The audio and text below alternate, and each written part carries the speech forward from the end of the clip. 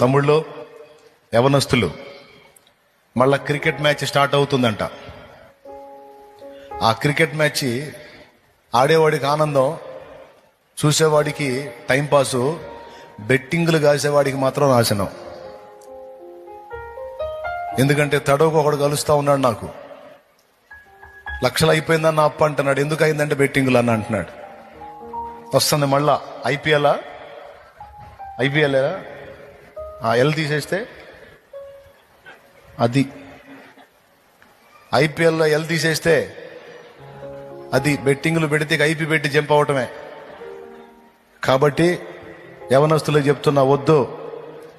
దేవుడు నిన్ను క్రమక్రమంగా ఆశీర్వదిస్తాడు, కానీ జూదాలలో, తప్పుడు వ్యసనాలలో నిన్ను బ్లెస్ చేస్తాడని పొరపాటును కూడా అనుకోవద్దు. దేవుని పిల్లలమైన మనకు అది తగింది కాదు. దయచేసి ఇక్కడ ఉన్నవాళ్ళు, లైవ్ లో వీక్షించే వాళ్ళు అందరికీ చెప్తున్నా, దయచేసి బెట్టింగుల జోలికి పోవద్దు.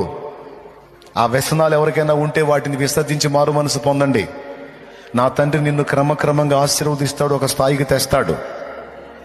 అంతవరకు ఓపికతో దేవుని ముందు కాచుకొని ఉండు. గాని ఏక్ దిన్ మే కౌన్ బనేగా కరోడ్పతి అని పిచ్చి పిచ్చి పనులు చేస్తే ఏక్ దిన్ మే పతన హో జాతా. కాబట్టి జాగ్రత్త, ఈ విషయాలు దృష్టిలో పెట్టుకొని, ఎందుకంటే చెప్పాలి కాబట్టి చెప్తున్న హెచ్చరిక.